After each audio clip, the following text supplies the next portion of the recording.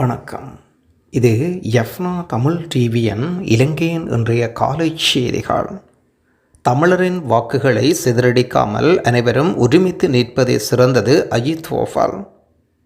இந்திய தேசிய பாதுகாப்பு ஆலோசகர் தமிழ் தேசிய அரசியல் கட்சிகளின் பிரதிகளுக்கிடையில் விசேட சந்திப்பொன்று நடைபெற்றுள்ளன. தமிழ் பொது வேட்பாளர் விவகாரம், தேர்தல் புறக்கணிப்பு கோஷம் உட்பட பல்வேறுபட்ட விடயங்கள் தொடர்பில் விரிவாக கலந்தாலோசனை செய்யப்பட்டிருக்கின்றன. இம்முறை ஜனாதிபதி தேர்தலில் தமிழ் தேசிய அரசியல் கட்சிகள் எவ்வாறு செயற்பட வேண்டும் என்பது குறித்து தான் எதனையும் கூறப்போவதில்லை என்றும், இருப்பினும் அனைவரும் ஒற்றுமையாக ஒருமித்து நின்ற தமிழ் மக்களின் வாக்குகளை உபயோகமான முறையில் பயன்படுத்துவது சால சிறந்தது என்ற தீர்க்கமாக அமையும் என்றும் கருத்து வெளியிட்டுள்ளார். இலங்கைக்கு வருகை தந்திருக்கும் இந்திய தேசிய பாதுகாப்பு ஆலோசகர் அஜித் தோவலுக்கும் தமிழ் தேசிய அரசியல் கட்சிகளின் விசேட பிரதிகளுக்கும் இடையில் விசேட சந்திப்பொன்று கொழும்பில் இந்தியன் தூதுவர் இல்லத்தில் இடம்பெற்றிருக்கின்றது. இந்த சந்திப்பில் கலந்து கொள்வதற்காக இலங்கை தமிழரசு கட்சியின் சார்பில் அதன் தலைவரும் முன்னாள் நாடாளுமன்ற உறுப்பினருமான மாவேசே நந்தராசா, நாடாளுமன்ற உறுப்பினர்களான சிவஞானம் ஸ்ரீதரன், சுமந்திரன் ஆகியோருக்கும், டெலோவின் சார்பில் அதன் தலைவர் நாடாளுமன்ற உறுப்பினர் செல்வன் அடைக்கலநாதனுக்கும், புலட் சார்பில் அதன் தலைவர் நாடாளுமன்ற உறுப்பினர் தர்மலிங்கம் சித்தார்த்தனுக்கும் இடையிலும், தமிழ் தேசிய மக்கள் முன்னணி சார்பில் அதன் பொதுச் செயலாளருக்கும் நாடாளுமன்ற உறுப்பினரான செல்வராஜ கஜேந்திரனுக்கும் அழைப்பு விடுக்கப்பட்டிருந்தது.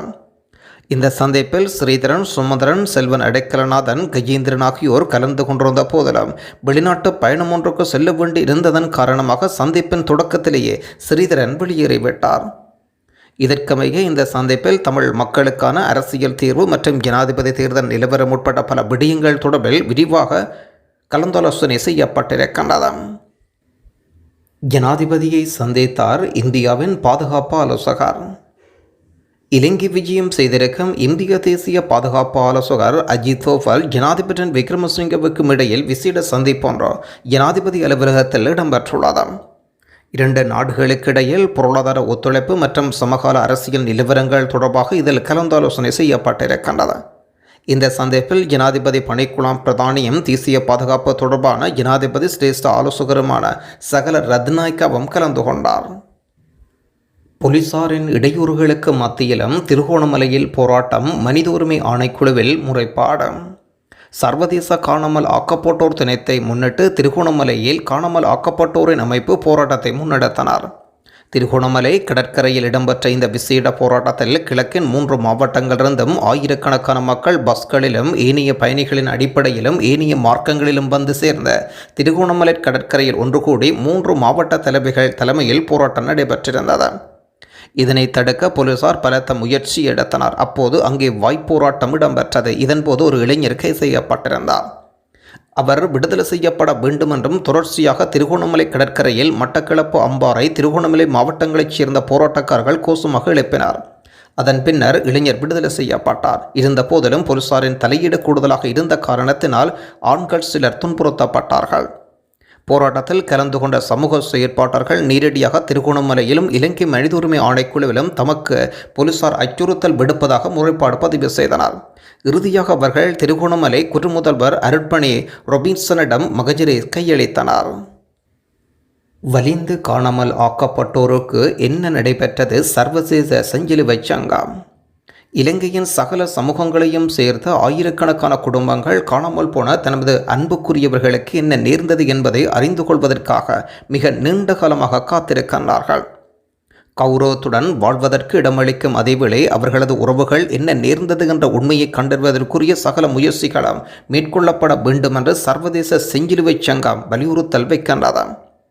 வலிந்து காணாமல் ஆக்கப்பட்டவர்களால் பாதிக்கப்பட்டோருக்கான சர்வதேச தினமாக பிரகடனப்படுத்தப்பட்டிருக்கும் நிலையில் அதனை முன்னிட்டு சர்வதேச செஞ்சிலுவை சங்கத்தில் வெளியிடப்பட்ட அறிக்கையில் சொல்லப்படுகின்றது. உலகளாவிய ரீதியில் யுத்தம், வன்முறைகள், அனர்த்தங்கள், மனிதாயமான நெருக்கடிகள், புலம்பெயர்வு போன்ற பல காரணிகளால் தமது குடும்பத்தினர் அன்புக்குரியவர்களை பிரிந்து சகலரையும் நாம் இன்றைய தினத்தில் நினைவு கூறுகின்றோம். 2023ஆம் ஆண்டின் இறுதியில் உலகளாவிய ரீதியில் 2,39,700க்கும் மேற்பட்டோர் காணாமல் போயிருக்கின்றனர் என்று செஞ்சிலுவை சங்க அறிக்கை சொல்கின்றது.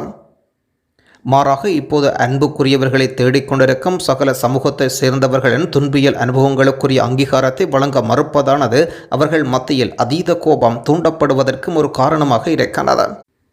காணாமல் ஆக்கப்பட்டவர்களுக்கு என்ன நடந்தது? யாழ்ப்பாணத்தில் உறவுகள் பேரணி. சர்வதேச வலிந்து காணாமல் ஆக்கப்பட்டவர்களின் தினத்தன்று யாழ்ப்பாணம் வடகிழக்கு வலிந்து காணாமல் ஆக்கப்பட்டவர்களின் உறவுகள் சங்கத்தின் ஏற்பாட்டில் பேரணி முன்னெடுக்கப்பட்டிருந்தது. யாழ்ப்பாணம் ஆரியகுளம் சந்தையில் காலை 11 மணி தொடக்கம் ஆரம்பமான பேரணி பருத்துறை வீதி, ஆஸ்பத்திரி வீதி, காங்கிசந்துறை வீதியூடாக முனியப்பர் கோவிலடியை வந்தடைந்தது. வலிந்து காணாமல் ஆக்கப்பட்டவர்களுக்கு என்ன நடந்தது என்பதற்கு சர்வதேச விசாரணை வலியுறுத்தி பேரணி இடம்பெற்றிருந்தது. பேரணியில் வலிந்து காணாமல் ஆக்கப்பட்டவரின் உறவுகள், சிவில் சமூகத்தினர், அரசியல்வாதிகள், பொதுமக்கள் என்று பலரும் கலந்து கொண்டனர். பெண் சட்டத்திறனிக்கு ஏற்பட்ட அதிர்ச்சி. கம்பகா நீதிமன்றத்தில் கடமையாற்றும் சட்டத்திறனி ஒருவருக்கு ஆபாசமான புகைப்படங்கள் அனுப்பியதாக கூறப்படும் நபர் ஒருவரை செப்டம்பர் 5ஆம் தேதி வரை விளக்கமறியலில் வைக்குமாறு நீதவான் உத்தரவு. பெண் சட்டத்திறனியின் கணனி குற்றப்பியல் செய்த முறைப்பாட்டை அடுத்து கம்பகாவைச் சேர்ந்த குமார் என்ற சந்தேக நபர் விளக்கமறியலில் வைக்கப்பட்டுள்ளார். சந்தேக நபர் பாலியல் செயல்களில் ஈடுபடும் வெளிப்படையான காணொளிகள், புகைப்படங்களை சட்டத்திறனிக்கு வாட்ஸ்அப் ஊடாக அனுப்பியுள்ளார். இந்த சந்தேக நபர் ஒரு காலத்தில் சட்டத்திறனியின் வாடிக்கையாளராகவும் சந்தேக நபருக்கு கம்பகா நீதிமன்றத்தில் ஆஜராகி இருந்த விடயமும் குறிப்பிடத்தக்கது. இந்த முறை தேர்தலில் வாக்களிப்பது எவ்வாறு தெளிவூட்டல் வெளியிடப்பட்டிருக்கின்றது. ஜனாதிபதி தேர்தல் நடைபெற இருக்கும் நிலையில் வாக்களிக்கும் முறை குறித்து தேர்தல் ஆணைக்குழு விசேட அறிக்கை ஒன்றை வெளியிட்டுள்ளனர். இலங்கை போக்குவரத்து சங்க பேருந்து மோதியதில் சம்பவ இடத்தில் மகள் உயிரிழப்பு, தந்தை படுகாயம். இயக்கமுள்ள பிரதேசத்தில் இடம்பெற்ற வீதி விபத்தில் மகள் உயிரிழந்திருப்பதுடன் தந்தை படுகாயமடைந்திருக்கின்றார். இலங்கை போக்குவரத்து சபைக்கு சொந்தமான பஸ் ஒன்றும் மோட்டார் சைக்கிள் ஒன்றும் மோதியதில் இந்த விபத்து இடம்பெற்றிருக்கிறது. இந்த விபத்தின் போது மோட்டார் சைக்கிளில் பயணித்த தந்தையும் மகளும் படுகாயமடைந்த நிலையில் வைத்தியசாலையில் அனுமதிக்கப்பட்ட பின்னர் உயிரிழந்திருக்கின்றார் மகள். இலங்கை மத்திய வங்கியினால் இன்றைய தினம் வெளியீடு செய்யப்பட்டிருக்கும் நாணய மாற்று விகிதங்களின் பட்டியல்.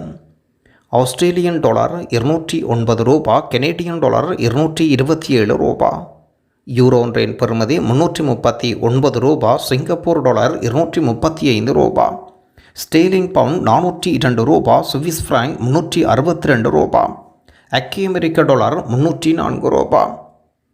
தொடர்ந்து மத்திய கிழக்கு நாடுகளுக்குரிய நாணய பெறுமதிகளாக பஹ்ரைன் தினார் 797 ரூபா, குவைத் தினார் 983 ரூபா, ஓமான் ரியால் 780 ரூபா, கட்டார் ரியால் 82 ரூபா, சவுதி அரேபியா ரியால் 80 ரூபா, ஐக்கிய அரபு ராச்சியம் திர்ஹம் 81 ரூபா. எனது ஆட்சியில் இராணுவத்தின் கௌரவம் பாதுகாக்கப்படும். போர்க்காலத்தில் மனிதம நடவடிக்கையில் ஈடுபட்ட படையினர் மீது குற்றச்சாட்டுகள் முன்வைப்பதும் முயற்சி எடுக்கப்படுவதும் பாரிய சிக்கலாக காணப்படுகிறது. இது எமது நாட்டு இராணுவத்தின் அபிமானம் மீது தொடுக்கப்படும் தாக்குதலாகும். எனவே எமது கட்சியின் இராணுவத்தின் கௌரவம் பாதுகாக்கப்படும் என்று ஸ்ரீலங்கா பொதுஜன பெரமுன கட்சியின் ஜனாதிபதி வேட்பாளர் நாமல் ராஜபக்ச அறிவிக்கின்றார். சில நாடுகளில் இடம்பெறும் யுத்தங்களின் போது சிவிலியன்கள் அப்பட்டமாக கொல்லப்படுகின்றனர். இது தொடர்பில் எந்த ஒரு நாடும் வாய் திறப்பதில்லை. தேர்தல் பிரச்சார கூட்டத்தில் கலந்து கொண்டு உரையாற்றும் போது நாமல் ராஜபக்ச இதனை கூறுகின்றார். உலகில் சில நாடுகளில் நடக்கும் போரை பார்க்கும்போது சிவிலியன்கள் அப்பட்டமாக கொல்லப்படுவதாகவும் எந்த ஒரு நாடும் அதை பற்றி கதைப்பதில்லை என்றார். நாம் மனித நடவடிக்கை முன்னெடுத்திருப்பதாகவும் எமது படையினர் தமிழ் மக்களை பாதுகாத்தனர் என்று சொல்லியிருக்கின்றார். இப்படியானவர்கள் மீது போர்க்குற்றச்சாட்டுகள் முன்வைக்கப்படுகின்ற போது எமது ஆட்சியின் இராணுவத்தின் கௌரவம் பாதுகாக்கப்படும், நலன்புரி விடயங்களும் உறுதிப்படுத்தப்படும். அதேபோல் பௌத்த கலாச்சாரத்தும் பொருத்தமற்ற எந்த ஒரு நடவடிக்கையும் எமது ஆட்சியில் இடமளிக்கப்பட மாட்டாது என்றார் நாமல் ராஜபக்ச அறிவிக்கின்றார். பணவீக்கத்தால் ஏற்பட்டுள்ள திடீர் மாற்றம். கொழும்பு நுகர்வோர் விலைச்சீட்டுடன் வருடாந்த புள்ளி மாற்றத்தில் அளவிடப்படும் பிரதான பணவீக்கம் பாரியளவில் வீழ்ச்சியை பதிவு செய்திருக்கிறது. 2024ஆம் ஆண்டு ஜூலை மாதத்தில் 2.4 இருந்தது. 2024ஆம் ஆண்டு ஆகஸ்ட் மாதத்தில் 0.5 வீதத்தினால் வீழ்ச்சியடைந்திருக்கிறது. இதில் வருடாந்திர புள்ளி அடிப்படையில் உணவின் பணவீக்கம் வீழ்ச்சியடைந்திருக்கிறது. உணவு அல்லாத பணவீக்கம் முந்தைய மாதத்தில் இருந்த நிலையிடம் ஒப்புதும்போது கணிசமாக குறைந்திருக்கிறது. திகிவளையில் இருந்து வீட்டு பணிப்பெண்ணாக சென்ற பெண் முதல் நாளில் குடும்பத்துக்கு காத்திருந்த அதிர்ச்சி. திகிவளை வீடொன்றில் பெருந்தொகை பெறுமதியான நகைகள் கொள்ளையிடப்பட்டுள்ளதாக போலீசார் அறிவிக்கின்றனர். லியகணக்கு வீதியில் இருக்கும் வர்த்தகர் வீட்டில் பணிப்பெண்ணாக சென்றவர் சுமார் 85 லட்சம் ரூபாய் பெறுமதியான தங்க நகைகளை கொள்ளையிட்டிருப்பதாக முறைப்பாடு பதிவு செய்யப்படுகிறது. திருடப்பட்ட பொருட்களின் தங்கச்சங்கிலி, காப்பு, மோதிரம் உட்பட 50,000 ரூபாய் பெறுமதியான வெளிநாட்டு நாணயங்களும் உள்ளடக்குவதாக முறைப்பாட்டில் சொல்லப்படுகின்றது. பத்திரிகை ஊடாக பணிப்பெண் ஒருவர் கடந்த 27ஆம் திகதி காலை 10 மணியளவில் வர்த்தகரின் வீட்டுக்கு சென்றுள்ளார். தனது மூத்த சகோதரியூடாக அவர் அழைத்து வரப்பட்டதாகவும் அவரது தனிப்பட்ட தகவல்கள் எதுவுமின்றி தொலைபேசி இலக்கத்தை மாத்திரம் வழங்கி பணியை ஆரம்பித்துள்ளார். அன்றைய தினம் வீட்டு உரிமையாளர் மனைவி 2 பிள்ளைகளுடன் பாடசாலைக்கு அழைத்துச் செல்லப்பட்டுள்ளார். மனைவியின் தந்தை, தாயார் மட்டும் வீட்டில் இருந்த காரணத்தில் மனைவியின் தந்தை, வீட்டு உரிமையாளர் மருமகனும் தொலைபேசி அழைப்பை விடுத்து பணிப்பெண் யாருக்கும் தெரியாமல் வீட்டை விட்டு சென்றுள்ளார் என்று சொல்லப்பட்டிருந்தது. பின்னர் சந்தேகம் ஏற்பட்டு மேல்மாடியை சோதனையிட்ட போது தங்கம், பணம் அனைத்தையும் அவர் எடுத்துச் சென்றுள்ளார். சந்தேக நபரை கைது செய்வதற்கான விசாரணை ஆரம்பிக்கப்பட்டிருப்பதாக போலீசார் அறிவிக்கின்றனர். யாழ்ப்பாணம் சென்னைக்கிடையில் புதிய விமான சேவைகள். இந்தியாவின் முக்கிய நிறுவனமான இண்டிகோ செப்டம்பர் 1ஆம் தேதி தொடக்கம் சென்னை மற்றும் யாழ்ப்பாணம் இடையே விமான சேவையை தொடங்குகின்றது. தற்பொழுது இந்தியாவின் அலைன்ஸ் ஏர் விமானம் யாழ்ப்பாணத்துக்கு தினசரி விமானத்தை இயக்குகின்றது. ஆரம்பத்தில் வடக்கு இலங்கைக்கும் தென் இந்தியாவுக்கும் இடையிலான தொடர்பை மேம்படுத்த நடவடிக்கையில் இந்திய வெளியுறவு அமைச்சின் நிதி பங்களிப்புடன் விமானங்கள் ஆரம்பிக்கப்பட்டன. இந்த நிலையில் யாழ் சர்வதேச விமான நிலையத்தை விரைவுபடுத்துவதற்கான திட்டங்கள் மேலும் முன்னெடுக்கப்படுகின்றன. துபாயில் திட்டமிட்ட கொலை. மகாந்துர மதுசின் ஏற்பாட்டில் துபாயில் நடைபெற்ற விருந்துக்கு கிளப் வசந்துக்கு அழைப்பு விடுக்கப்பட்டதாகவும் அவர் அதனை தவிர்த்து பாதுகாப்பு தரப்பினருக்கு ரகசிய தகவல் வழங்கியுமே கொலைக்கான பிரதான காரணமாக இருக்கலாம் என்று போலீசார் சந்தேகம் வெளியிடுகின்றனர். கிளப் வசந்த் கொலை விவகாரம் தொடர்பில் பாணந்துறை பகுதியில் 2 கைது செய்யப்பட்டுள்ளனர். பாணந்துறை பிரதேசத்திலிருந்து பேருந்து திரைப்படத்துக்கு அருகில் இருவரும் தங்கியிருப்பதாக பாணந்துறை பிரிவுக்கு பொறுப்பான சிரேஷ்ட போலீஸ் அத்தியட்சருக்கு கிடைத்த ரகசிய தகவலின் அடிப்படையில் இவர்கள் கைது செய்யப்பட்டனர். சந்தேக நபர்களிடம் நடத்திய விசாரணையில் கிளப் வசந்த் கொலை செய்யப்பட்ட தினத்தன்று துபாயில் இருக்கும் ஒருவரின் ஒருங்கிணைப்பின் பேரில் அந்தர்கிரிய பிரதேசத்தில் இருக்கும் வீட்டுக்கு தாங்கள் மற்றும் குழுவினர் வந்ததாக போலீசாரிடம் வாக்குமூலம் வழங்கியுள்ளனர். இதையடுத்து மறுநாள் காலை அந்த வீட்டுக்கு வந்த நபர் ஒருவர் கொல்லப்பட்டிருந்த நபரின் புகைப்படத்தை காண்பித்ததாகவும் அந்த புகைப்படத்தில் இருப்பவர் கிளப் வசந்த் என்று தமக்கு அடையாளம் தெரியாது என்று சொல்லியுள்ளனர். T56 ரக 2 துப்பாக்கிகளை கொடுத்துவிட்டு அந்த இடத்தை விட்டு சென்றதாக பிரதான சந்தேக நபர்கள் தெரிவிக்கின்றனர். அதன் அடிப்படையில் ஜூலை 8ஆம் திகதி காலை அந்திரிகிரியில் இருக்கும் பச்சைகுத்த நிலையத்துக்கு காரில் சென்று தோட்டாக்கள் தீரும் வரை கிளப் வசந்தை சுட்டுவிட்டு காரில் தப்பி சென்று அதனை நிறுத்திவிட்டு வானொன்றில் ஏறி கடத்தவத்தைக்கு சென்றதாகவும் அங்கிருந்து பேருந்தில் மாத்திரைக்கு தப்பி சென்றதாக சொல்கிறார்.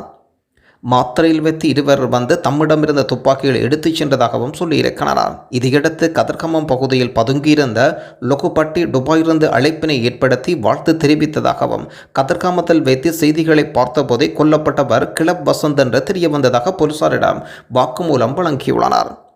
இந்த கொலைக்காக சுமார் 2.5 லட்சம் ரூபாய் பணத்தினை வழங்கிய மேல் மாகாண சபையின் முன்னாள் உறுப்பினர் அமல் சில்வாவின் வீட்டில் தங்குமாறு துபாயிலிருந்து பணிப்புரை கிடைத்ததாக அவர்கள் போலீசாரிடம் வெளிப்படுத்தியுள்ளனர். இந்த உத்தரவுக்கு அமைய 20 நாட்களுக்கு மேலாக அங்கு தங்கியிருந்ததாகவும் அமல் சில்வா தனது பாவனைக்காக தொலைபேசியொன்றை வழங்கியதாகவும் சொல்லப்படுகிறது. இதன் அடிப்படையில் மேல்மாகாண சபையின் முன்னாள் உறுப்பினர் அமல் சில்வா மேல்மாகாணத்திற்கு குற்றப்பிரிவினராக கைது செய்யப்பட்டு விசாரணைக்கு உட்படுத்தப்பட்டார்.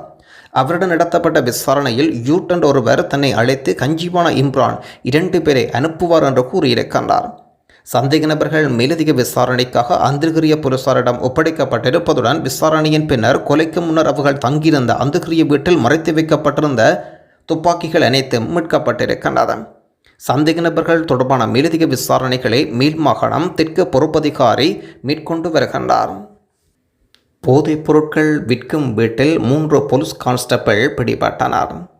போதைப்பொருள் விற்பனை செய்யும் வீடொன்றில் வைத்து 3 போலீஸ் கான்ஸ்டபிள்கள் இன்று அதிகாலை கைது செய்யப்பட்டிருப்பதாக வெள்ளப்பெண்ண போலீசார் அறிவிக்கின்றனர். கடமையாற்றும் 3 போலீஸ் கான்ஸ்டபிள்களை இவ்வாறு கைது செய்யப்பட்டிருப்பதுடன் சந்தேகத்துக்கிடமான போலீஸ் உத்தியோகத்தர்கள் ஐஸ் போதைப்பொருளை பயன்படுத்துவதற்காக அங்கு தங்கியிருந்தார்களா என்பது தொடர்பில் விசாரணை மேற்கொண்டு வருவதாக போலீசார் அறிவிக்கின்றனர். வளமைக்கு திரும்பிய குடிவரவு திணைக்களம். பத்திரமுள்ள குடிவரவு திணைக்கள வளாகத்தில் பல நாட்களாக காணப்பட்ட நெரிசல் இன்று முற்றாக நீங்கியது. வெளிநாட்டு கடவுச்சீட்டு வழங்குவதில் ஏற்பட்ட தாமதம் காரணமாக குடிவரவு திணைக்கள வளாகத்தை சுற்றி பல நாட்களாக நீண்ட வரிசைகள் காணப்பட்டன. இதனால் மக்கள் பல அசௌகரியங்களை எதிர்கொண்டனர். ஆயினும் போக்குவரத்து நெரிசல் இன்று வளமைக்கு திரும்பியதாக கடவுச்சீட்டு நெரிசல் இன்றி பெற்றுக்கொள்ள முடிந்ததாகவும் மக்கள் கருத்து வெளியிட்டுள்ளனர். பல நாட்களாக வரிசையில் காத்திருந்த மக்களுக்கு ஆறுதலளிக்கும் வகையில் வரும் வரிசை டோக்கன் வழங்கவும் போலீசார் ஏற்பாடு செய்து கொடுத்துள்ளனர். நன்றி.